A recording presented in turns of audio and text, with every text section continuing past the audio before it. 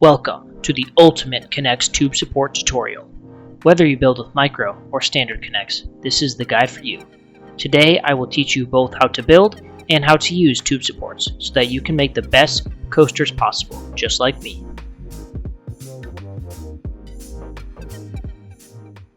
Before we get started, I would like to mention that all these strategies are possible with both micro and standard parts. And for simplicity's sake, I'll be using these colors here for everything in this video, and to make it as easy to follow as possible.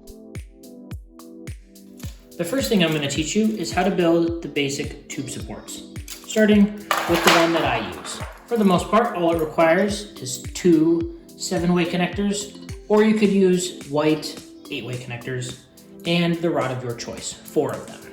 All you're going to do is just snap the rods just onto the connectors like this. And you're going to do it on 4, just like that. And then you just simply take the other connector, and I normally try to put it the same way so then the two connectors are facing the same direction. Then you can simply take as many of these sections as you want and connect them together with orange connectors. And that's how you make this one. The next one I'm going to show you how to build are the ones that don't use connectors other than the blue or the white. It doesn't really matter. The only difference is there's an extra rod on every other segment. These ones again are super simple, only requiring a basic tube support, just like the blue ones, as well as this other section with 4 rods and 1 connector. And you simply just need to lock them together. It helps to slide this down a bit to get a better grip on the rods to be able to snap them in.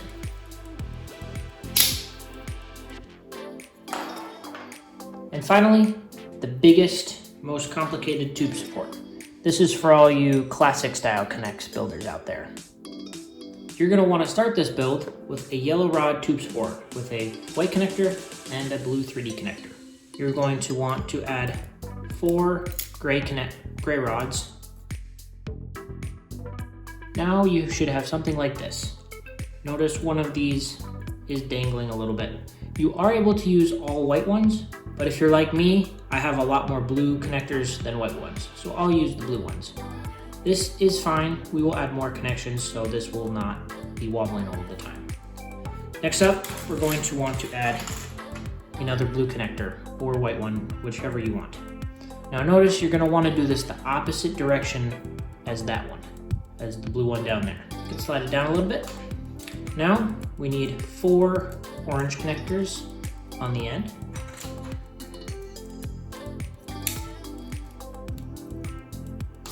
Now we can again add 4 more gray rods. Now you should have something like this. And this is basically all you need to do as long as you want, just with the gray rods. Just make sure if you're using blue 3D connectors to just every other, just flip the direction of it. And then you'll be able to get something like this. And I forgot about one more tube support, the 3-rod tube support. This one is basically the same thing. You just take one of these sections with 2 rods connected to a 2-way connector, and you slide another rod through it. Pretty simple. Now I'm going to show you how to use tube supports. The first thing I'm going to teach you is how to connect them to the base. For the most part, I just use red connectors. It keeps it the lowest to the ground and just makes it look the most seamless. You can use green and orange, or literally any connector that you want.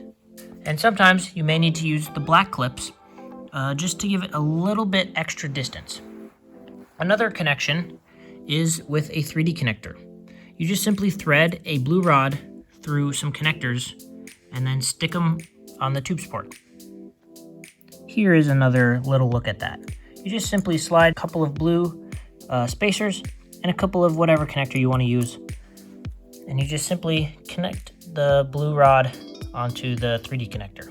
You can use any of the connection points. It does not matter. It just depends on what you're building. Now, for some connection points. If you need a 45-degree angle, the easiest way to do this is with a little system here. It uses 3 pieces, a 2-way connector, a white rod, and an orange rod, or connector. This is a close-up look at what you're building. All you do is you simply take it and connect it to a gray rod and slide it wherever you need it. Another connection point is with the ball joints. These pieces are very versatile, so you can basically do whatever angle you want, but they are pretty rare and quite expensive. They do make a pretty seamless connection point though. You can also use a couple of yellow rods where you normally use orange ones, and then again thread a couple of connectors through a blue rod, and then add a couple of spacers to keep it from shifting everywhere. Here is a quick little tutorial on how to design that. You just slide everything through the blue rod. Now let's say you need some more boxy tube supports. You can do that again by using yellow connectors, just connecting another tube support to those connection points. And if you want a brace, you can do the same thing with a 2-way connector, a white rod, and then whatever connector you need to get the correct distance. Now let's say you want to build an inverted coaster. It's the same thing. Tube support, some yellow connectors, and then another tube support. And then this can really be built however you want. To get the perfect distance for mine, I use some green connectors as the base, and then used a method with 2 rods connected by a couple more spacers and another connector here with some orange ones as well. Now let's say you need some A-frame supports. Now, I was only able to come up with a couple seamless designs that don't bend the tube supports themselves very much. The first way is just a couple of 45-degree connectors here. Then the other way is with a hinge joint. You simply take your hinge and add 2 45-degree connectors to it, and then you just thread them through the tube supports like we did before.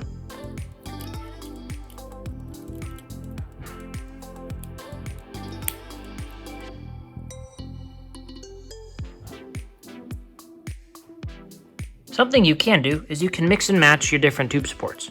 So for the main vertical support, I'm using the standard with the connector pieces. Now with the braces, I use the other tube supports without the orange connectors because these ones don't have as much impact on if you push down here, it doesn't impact this support as much, so these won't slide down. This is something you're able to do if you're lacking pieces, which I've actually used this before. On my custom B&M Hypercoaster, I used this strategy because I was low on the purple connectors. For the vertical supports, I used the stronger supports, and for these, I used 4 rods with the 8-way connectors. And for you classic builders, you can use 2 yellow connectors to connect another tube support, or the same system with a yellow connector and just threading blue spacers and connectors through a blue rod. Now, if you build with micro, I can show you how to do some like that. So you can use the same tube support design, but when it comes to the base, it is going to be a little different. The easiest way is just 2 neon green connectors. This is the easiest way to go from standard to micro. Another way you can do it is with some of these green pieces. They also come in purple, and then you just connect them into the connector just like the rods. And obviously, if you're doing micro to micro, then you just do the same thing as I showed with standard. This is the lift hill for my next project, and now I'm going to show you how I used tube supports to make the lift hill. Starting at the base, I used some 45-degree connectors here, as well as some hinges and this little method here to add an extra connection point. At the top, again, I used a hinge piece to connect these 2 tube supports together. You can also use a red connector with 2 black clips. This right here is a little bit more complicated. There's a couple of red connectors connecting a yellow connector here. And then it just kind of makes its way and connects to the little spinal track I made here. Another good way to connect tube supports to the base is with any sort of connector and then a black clip, because you can clip it on and then move it however you need. The connection point here is some hinges again, as well as a connector and more of these black pieces. The black clips are one of the best ways to connect your tube supports together. I just found another way that I connected two vertical supports together. It's with a rod and then just some connectors that it slides through, and two clips to hold it all together. If for standard, these are going to be the gray clips, and this will be the black clip with a blue rod. And that's it. Now you should have all the basic ideas on how to build and use tube supports. If you still need help, feel free to ask any questions you have in the comments. I am happy to answer any of your questions. Let me know if there's any other tutorials you would like me to make in the future. That's all for now. Thanks for watching.